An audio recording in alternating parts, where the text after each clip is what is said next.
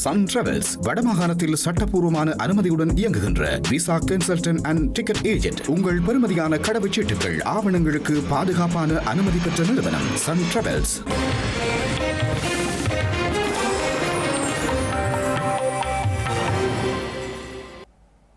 வணக்கம். இது ஐபிசி தமிழின் காலை நேர பிரதான செய்திகள். முதலில் தலைப்புச் செய்திகள். இந்தியா செல்லும் தமிழ் தேசிய மக்கள் முன்னணி தமிழக தலைவர்களை சந்திக்க திட்டம். சுமணரத்ன தேரருக்கு மட்டக்களப்பு நீதவான் நீதிமன்றம் பிடியாணை. வெளிநாடு செல்லவும் பயண தடை. ஜனாதிபதிக்கு எதிராக குற்றவியல் வழக்கு பதவி விலகிய பின் தாக்கல் செய்ய உதய கம்பன்பில திட்டம். இலங்கையில் தோல்வி கண்ட இடர் முகாமித்துவ திட்டம் மறுசீரமைக்க வேண்டும் என்கிறார் சஜித். தமிழகம் செல்லும் பிரதமர் மோடி பாஜக தொண்டர்களுடன் பொங்கல் கொண்டாட்ட ஏற்பாடு. பிலிப்பைன்ஸ் சென்ற ஆஸ்திரேலிய துப்பாக்கிதாரிகள் ஆயுத பயிற்சி பெற்றார்களா என விசாரணை. தொடர்பான விரிவான செய்திகள். தமிழ் மக்களுக்கான நிரந்தர அரசியல் தீர்வு விடயத்தில் ஸ்ரீலங்கா அரசாங்கத்துக்கு அழுத்தங்களை பிரயோகிக்குமாறு இந்தியாவை வலியுறுத்தும் வகையில் தமிழ் தேசிய மக்கள் முன்னணி தலைமையிலான குழுவினர் இந்தியா செல்லவுள்ளனர். இவர்கள் இன்று இந்தியாவின் தமிழகத்துக்கு செல்லவுள்ளதாக அறிவிக்கப்பட்டுள்ளது. தமிழ் மக்களுக்கான நிரந்தர அரசியல் தீர்வாக ஸ்ரீலங்கா அரசாங்கம் ஏக்கியராஜ்ய அரசியல் யாப்பினை திணிப்பதற்கான நடவடிக்கைகளில் தீவிரமாக ஈடுபட்டுள்ளதாக தமிழ் தேசிய மக்கள் முன்னணி தெரிவித்துள்ளது. அதனைத் தடுத்து தமிழ் மக்களுக்கான அரசியல் தீர்வாக தமிழர் தேசம் இறைமை சுயநிர்ணய உரிமை அங்கீகரிக்கப்பட்ட அடிப்படையிலான சமஷ்டி அரசியல் யாப்பினை கொண்டு வருவதற்கான அழுத்தங்களை சர்வதேச சமூகம் கொடுக்க வேண்டுமெனவும் அந்த வகையில் பிராந்திய வல்லரசாகிய இந்திய அரசு இலங்கை மீது அழுத்தங்களை ஏற்படுத்த வேண்டுமெனவும் அந்த கட்சி வலியுறுத்தியுள்ளது. அவ்வாறான நிலையை ஏற்படுத்த தமிழக அரசியல் தலைவர்கள் குரல் கொடுக்க வேண்டிய அவசர தேவை எழுந்துள்ளமையினால் தமிழக அரசியல் தலைவர்களை சந்தித்து இந்த விடயங்களை தெளிவுபடுத்தி அவர்களது ஆதரவை பெற்றுக்கொள்ளும் நோக்கில் சென்னை சென்று அரசியல் தலைவர்களுடன் இந்த வாரம் சந்திப்புகளில் ஈடுபட உள்ளதாக தமிழ் தேசிய மக்கள் முன்னணி கூறியுள்ளது. இதன்படி தமிழ் தேசிய மக்கள் முன்னணியின் தலைவர் கஜேந்திரகுமார் பொன்னம்பலம், தமிழ் தேசிய மக்கள் முன்னணியின் செயலாளர் செல்வராசா கஜேந்திரன், தேசிய அமைப்பாளர் சுரேஷ், தமிழ் தேசிய பசுமை இயக்கத்தின் தலைவர் போ ஐங்கரநேசன், உத்தியோகபூர்வ பேச்சாளர் சட்டத்தரணி சுகாஸ், பிரச்சார செயலாளர் காண்டிஃபன் ஆகியோர் இந்தியா செல்ல உள்ளனர். மட்டக்களப்பு மங்களராம விகாராதிபதி அம்புட்டிய சுமணரத்ன தேரருக்கு மட்டக்களப்பு நீதவான் நீதிமன்ற நீதவான் நேற்று பிடியாணை பிறப்பித்து உத்தரவிட்டதுடன் வெளிநாடு செல்வதற்கு பயண தடை விதித்து உத்தரவிட்டுள்ளார். வடக்கில் உள்ள தமிழ் மக்களையும் தெற்கில் உள்ள தமிழ் மக்களையும் வெட்டி கொள்ள வேண்டும் என 2023 ஆண்டு அக்டோபர் மாதம் 23ஆம் தேதி ஊடகங்களுக்கு சுமணரத்ன தேரர் வழங்கிய செவ்வியின் போது தெரிவித்திருந்தார். இதனையடுத்து தேரர் தெரிவித்த வன்முறையான கருத்துக்கு எதிராக கொழும்பு புறக்கோட்டை காவல்துறை நிலையத்தில் சட்டத்தரணி தனுஷ்க ரணஞ்சக முறைப்பாடு செய்ததுடன் குடிசார் மற்றும் அரசியல் தொடர்பான சர்வதேச உடன்படிக்கையின் கீழ் உள்ள சட்டத்தின் அடிப்படையில் மட்டக்களப்பு நீதவான் நீதிமன்றத்தில் வழக்கு தாக்கல் செய்துள்ளார். குறித்த வழக்கு தொடர்பாக சட்டமா அதிபருக்கு கோப்புகள் அனுப்பப்பட்ட நிலையில் கடந்த மாதம் சட்டமா அதிபர் திணைக்களம் குறித்த தேரரை கைது செய்யுமாறு அறிவுறுத்தல் வழங்கியது. இந்த நிலையில் குறித்த வழக்கு கடந்த 8ஆம் தேதி மட்டக்களப்பு நீதவான் நீதிமன்றத்தில் விசாரணைக்கு எடுத்துக் கொள்ளப்பட்ட போது தேரர் நீதிமன்றத்தில் சமூகம் அளிக்காத நிலையில் வழக்கு தொடர்னர் சார்பாக முன்னிலையான சட்டத்தரணி சட்டமா அதிபர் திணைக்களத்தின் அறிவுரையின்படி குறித்த தேரர் இதுவரை கைது செய்யப்படவில்லை என நீதவான் கவனத்திற்கு கொண்டு வந்தார். இதனையடுத்து நீதவான் அடுத்த 15ஆம் தேதிக்கு முன்னர் குறித்த தேரரை நீதிமன்றத்தில் முன்னிலைப்படுத்த நடவடிக்கை எடுக்குமாறு உத்தரவிட்டதுடன் தேரரை இதுவரை நீதிமன்றத்தில் ஏன் முன்னிலைப்படுத்த நடவடிக்கை எடுக்கவில்லை என மாவட்ட சிரேஷ்ட காவல்துறை அத்தியட்சகரை அறிக்கை சமர்ப்பிக்குமாறும் கட்டளை பிறப்பித்தார். இந்த நிலையில் மட்டக்களப்பு நீதவான் நீதிமன்றத்தில் நீதவான் குறித்த வழக்கு நேற்று விசாரணைக்காக எடுத்துக் கொள்ளப்பட்ட போது தேரர் முன்னிலையாகாத நிலையில் சிரேஷ்ட காவல்துறை அத்தியட்சகர் சார்பாக 1ஆம் தரம் கொண்ட உதவி காவல்துறை அத்தியட்சகர் மட்டு தலைமை காவல்துறை நிலைய பொறுப்பதிகாரி முன்னிலையாகி தேரர் தங்கியிருக்கும் மற்றும் மறைந்திருக்கும் இடம் என சந்தேகிக்கப்படும் மங்களகம கவ்லியாமடு மற்றும் சின்னவத்தை விகாரை பகுதிக்கு தேடிச் சென்றுள்ளதாகவும் அவர் அங்கு இல்லை எனவும் அவர் மறைந்திருக்கும் இடத்தை தேடி வருவதாகவும் நீதவானிடம் தெரிவித்தார். இதனையடுத்து நீதவான் தேரரை கைது செய்வதற்காக நீதிமன்ற பிடிவிராந்து பிறப்பித்ததுடன் அவர் வெளிநாடு செல்வதற்கு பயணத்தடை விதித்து கட்டளை பிறப்பித்து உத்தரவிட்டார். அத்துடன் எதிர்வரும் ஜனவரி 26 வழக்கை ஒத்திவைத்தார். ஸ்ரீலங்கா ஜனாதிபதி அனுகுமார் திசாநாயக்கே 2029 பதவியை விட்டு வெளியேறியவுடன் அவருக்கு எதிராக குற்றவியல் வழக்கு தொடரப்படும் என முன்னாள் நாடாளுமன்ற உறுப்பினர் உதய கம்மன்பில தெரிவித்தார். டிட்வா புயல் அனர்த்த நிலையின் தீவிரத்தை அறிந்தும் ஜனாதிபதி உள்ளிட்ட அரசாங்கம் அது தொடர்பில் நடவடிக்கைகளை மேற்கொள்ளவில்லை என்று உதய கம்மன்பில குற்றம் சுமத்தியுள்ளார். எனவே இந்த அலட்சிய போக்கிற்காக ஜனாதிபதி மீது குற்றவியல் வழக்கு தொடரலாம் என்று அவர் கூறியுள்ளார். எனினும் இப்போது அவருக்கு ஜனாதிபதி தண்டனை விலக்கு இருப்பதால் அவர் மீது வழக்கு தொடர முடியாது என்று உதய கம்மன்பில சுட்டிக்காட்டியுள்ளார். இதனால் அவர் பதவி விலகிய பின்னர் குற்றவியல் வழக்கு தொடரப்படும் எனவும் ஜனாதிபதியின் குற்றத்தை நிரூபிக்க தங்களிடம் ஆதாரங்கள் உள்ளதாகவும் குறிப்பிட்டுள்ளார். இலங்கையில் தற்போதுள்ள இடர் முகாமைத்துவ திட்டம் தோல்வி கண்ட திட்டமாக காணப்படுவதாக ஸ்ரீலங்கா எதிர்க்கட்சித் தலைவர் சஜித் பிரேமதாச தெரிவித்துள்ளார். இதனை மாற்றி அமைத்து தற்காலத்துக்கு ஏற்றதோர் இடர் முகாமைத்துவ திட்டத்தை முன்னெடுக்க வேண்டிய தேவை காணப்படுவதாக கூறினார். டிட்வா புயலால் கடுமையாக பாதிக்கப்பட்ட தம்புதேனிய பிரதேச மக்களின் சுகாதாரத்தை மேம்படுத்தும் நோக்கில் ஐக்கிய மக்கள் சக்தியால் முன்னெடுக்கப்பட்டு வரும் மூச்சு வேலை திட்டத்தின் கீழ் தம்புதேனிய ஆதார வைத்தியசாலைக்கு 29 லட்சம் ரூபாய் பெறுமதியான வைத்தியசாலை உபகரணங்களை வழங்கி வைக்கும் நிகழ்வில் இதனை கூறினார்.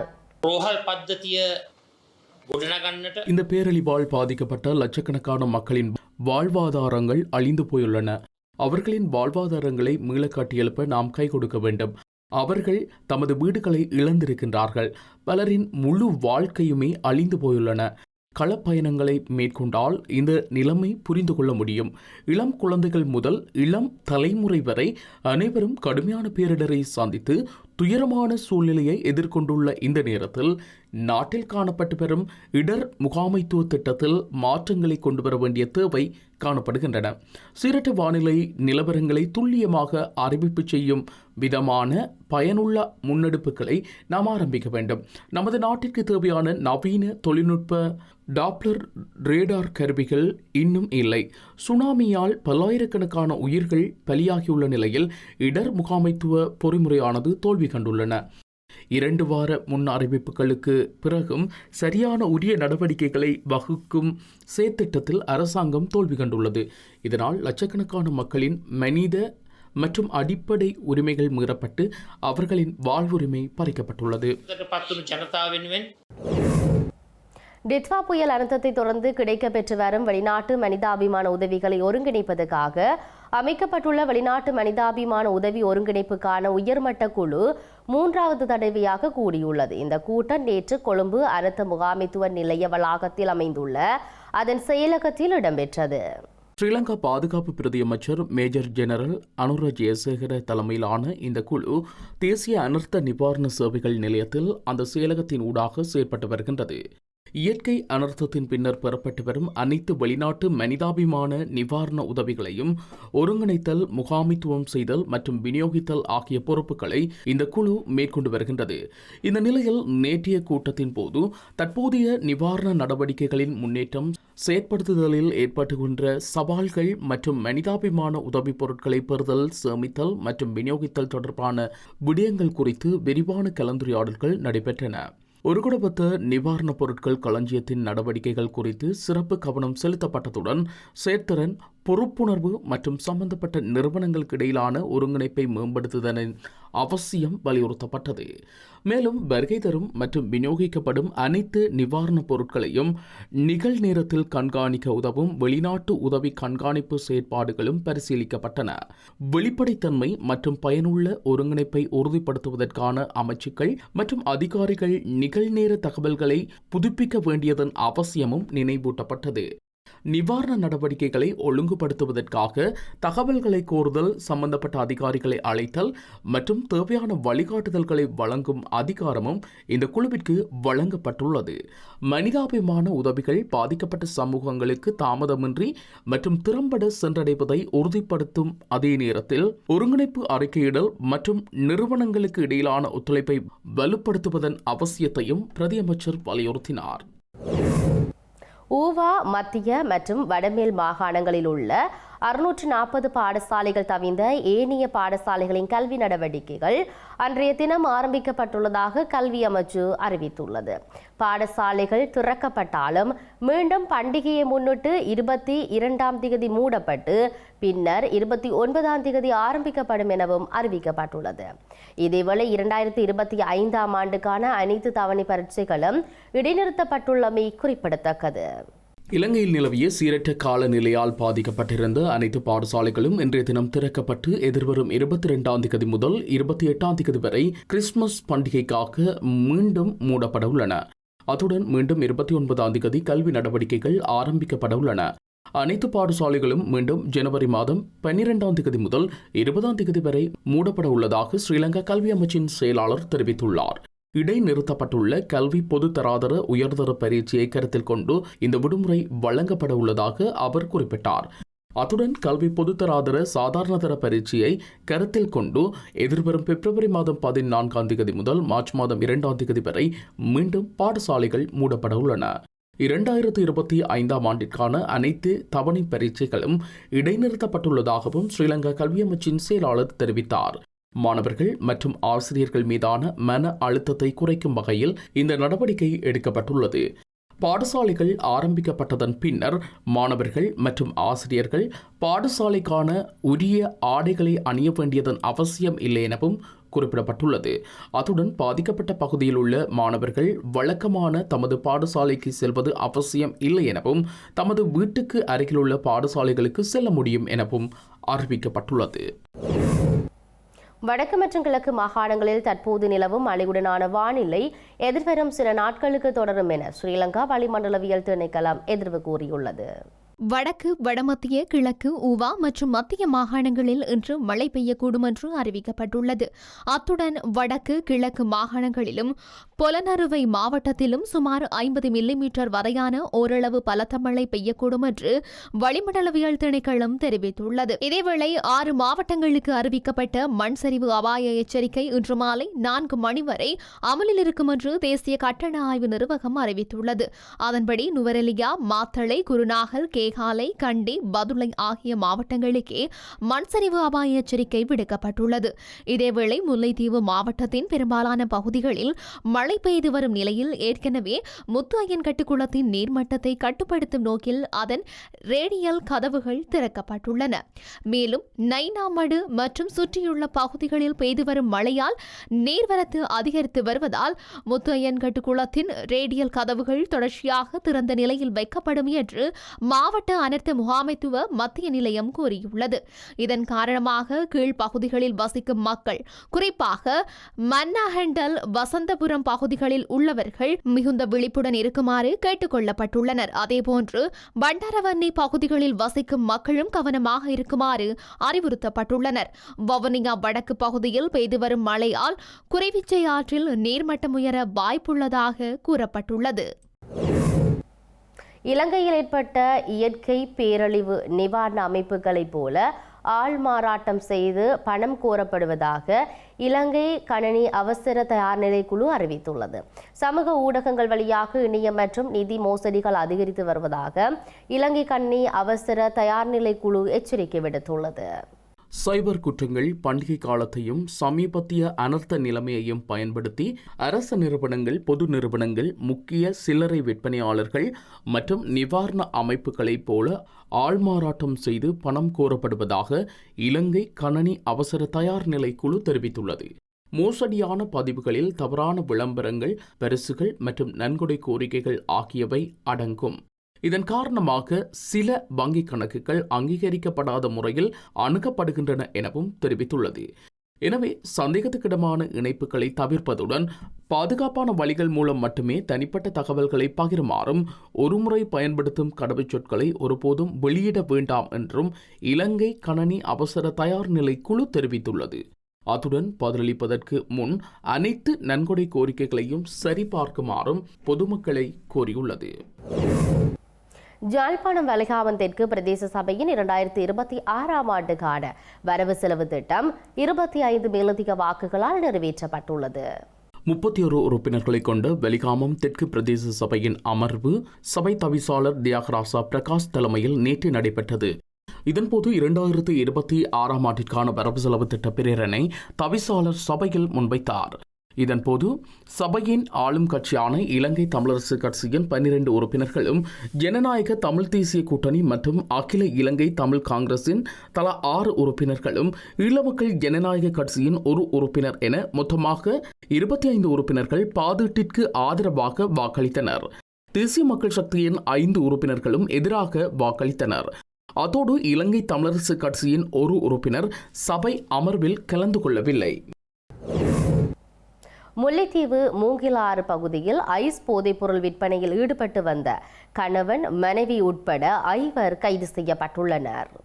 முல்லைத்தீவு புதுக்குடியிருப்பு காவல்துறை பிரிவுக்குட்பட்ட மூங்கிலாறு வடக்கு பகுதியில் கணவன் மனைவி உட்பட 5 பேர் வீட்டில் விற்பனைக்கு தயாராக வைத்திருந்த ஐஸ் போதைப்பொருளுடன் கைது செய்யப்பட்டுள்ளனர். மூங்கிலாறு வடக்கில் உள்ள சந்தேக நபரின் வீட்டில் ஐஸ் போதைப்பொருள் விற்பனைக்கு தயார் செய்யப்பட்டிருந்த நிலையில் குறித்த சந்தேக நபர்கள் கைது செய்யப்பட்டுள்ளனர். கைது நடவடிக்கையின் போது சந்தேக நபர்களிடமிருந்து 2 வாள்கள், 61,000 ரூபாய் பணம் மற்றும் சுமார் 2,10,000 பெறுமதியான ஐஸ் போதைப்பொருள் ஆகியவை கைப்பற்றப்பட்டுள்ளதாக காவல்துறையினர் தெரிவித்தனர். கைது செய்யப்பட்ட நபர்களும் கைப்பற்றப்பட்ட பொருட்களும் புதுக்குடியிருப்பு காவல்துறை நிலையத்தில் ஒப்படைக்கப்பட்டுள்ள நிலையில் மேலதிக விசாரணைகள் மேற்கொள்ளப்பட்டு வருகின்றன. திருகோணமலை மூதூர் பகுதியில் போதை ஒழிப்பு பிரிவு காவல்துறையினர் மேற்கொண்ட திடீர் சுற்றி வளைப்பின் போது ஐஸ் போதைப் பொருளுடன் 3 சந்தேக நபர்கள் கைது செய்யப்பட்டுள்ளனர். இவர்கள் நேற்று திங்கட்கிழமை மாலை கைது செய்யப்பட்டுள்ளனர். ஐஸ் போதைப் பொருளுடன் கைது செய்யப்பட்ட சந்தேக நபர்கள் 26, 29, 40 வயதுகளை உடையவர்கள் எனவும் இவர்கள் ஹபீர் நகர், ஹைரியா நகர் பகுதிகளைச் சேர்ந்தவர்கள் எனவும் காவல்துறையினர் தெரிவித்துள்ளனர். இவர்கள் மூவரிடமும் இருந்து 2 gram 400 milligram, 2 gram 250 milligram, 2 gram 200 milligram நிறையுடைய ஐஸ் போதைப் பொருட்கள் மீட்கப்பட்டுள்ளன. அத்துடன் 5 கையடக்க தொலைபேசிகளையும் காவல்துறையினர் மீட்டுள்ளனர். கைது செய்யப்பட்டவர்கள் மூதூர் காவல் நிலையத்தில் தடுத்து வைக்கப்பட்டுள்ளதுடன் இவர்களை மூதூர் நீதவான் நீதிமன்றத்தில் முன்னிலைப்படுத்துவதற்கான ஏற்பாடுகள் முன்னெடுக்கப்பட்டுள்ளன. இந்திய பிரதமர் நரேந்திர மோடி பொங்கல் பண்டிகையை கொண்டாடும் வகையில் தமிழகத்துக்கு செல்ல உள்ளார். இவர் தமிழக பாஜக தொண்டர்களுடன் இணைந்து பொங்கல் பண்டிகை கொண்டாட உள்ளார். திருப்பூர், ஈரோடு என கொங்கு மண்டலத்தில் உள்ள ஏதேனும் ஒரு மாவட்டத்தில் உள்ளூர் மக்களுடன் இணைந்து பொங்கல் கொண்டாட உள்ளார். பிரதமருடன் இணைந்து ஒரே நேரத்தில் 10,000 பெண்கள் பொங்கல் வைக்க தமிழக பாஜகவினர் திட்டமிட்டுள்ளனர். ஆஸ்திரேலியாவின் பொண்டி கடற்கரையில் துப்பாக்கிச்சூடு நடத்திய துப்பாக்கிதாரிகள் கடந்த மாதம் பிலிப்பைன்ஸுக்கு பயணம் செய்ததாக காவல்துறையினர் தெரிவித்துள்ளனர். ஆஸ்திரேலியாவின் பொண்டி கடற்கரையில் நடத்தப்பட்ட துப்பாக்கிச் சூட்டில் 10 வயது சிறுமி முதல் 87 வயது மூதாளர் உட்பட 15 பேர் கொல்லப்பட்டுள்ளதுடன் 40 பேர் காயமடைந்துள்ளனர். இந்த நிலையில் தாக்குதல்தாரிகள் பிலிப்பைன்ஸ் சென்றுள்ளதாகவும் அவர்கள் ஏன் அங்கு சென்றார்கள், அதன் நோக்கம் மற்றும் அவர்கள் அங்கு இருந்தபோது எங்கு சென்றார்கள் என்பது தொடர்பில் தற்போது விசாரணைகள் ஆரம்பிக்கப்பட்டுள்ளதாக நியூ சவுத் வேல்ஸ் காவல்துறை ஆணையாளர் மல் லாஞ்சோன் தெரிவித்துள்ளார். தாக்குதலாளிகளில் ஒருவரான 50 வயதான சஜித் அக்ரம், அவரது மகனான 24 வயதான நவித் அக்ரம் ஆகியோர் ராணுவ பயிற்சி பெற பிலிப்பைன்ஸ் சென்றதாக ஊடகங்கள் செய்தி வெளியிட்டிருந்தன. இந்த நிலையில் துப்பாக்கிதாரிகள் பயன்படுத்திய வாகனத்தில் 2 வீட்டில் தயாரிக்கப்பட்ட IS ஆயுததாரிகளின் கொடிகள் மற்றும் வெடிக்கும் சாதனங்கள் கண்டுபிடிக்கப்பட்டதாக காவல்துறை மேலும் தெரிவித்துள்ளது. செய்திகளின் நிறைவாக மீண்டும் தலைப்புச் செய்திகள். இந்தியா செல்லும் தமிழ் தேசிய மக்கள் முன்னணி தமிழக தலைவர்களை சந்திக்க திட்டம். சுமணரத்ன தேரருக்கு மட்டக்களப்பு நீதவான் நீதிமன்றம் பிடியாணை. வெளிநாடு செல்லவும் பயண தடை. ஜனாதிபதிக்கு எதிராக குற்றவியல் வழக்கு பதவி விலகிய பின் தாக்கல் செய்ய உதயகம்மன்பில திட்டம். இலங்கையில் தோல்வி கண்ட இடர் முகாமித்துவ திட்டம் மறுசீரமைக்க வேண்டும் என்கிறார் சஜித். தமிழகம் செல்லும் பிரதமர் மோடி பாஜக தொண்டர்களுடன் பொங்கல் கொண்டாட்ட ஏற்பாடு. பிலிப்பைன்ஸ் சென்ற ஆஸ்திரேலிய துப்பாக்கிதாரிகள் ஆயுத பயிற்சி பெற்றார்களா என விசாரணை. இத்துடன் IBC தமிழின் காலை நேர பிரதான செய்திகள் நிறைவு பெற்றன. உடனுக்குடன் செய்திகளை அறிந்து கொள்ள IBCTamil.com என்ற இணையதளத்தை பார்வையிடுங்கள். வணக்கம்.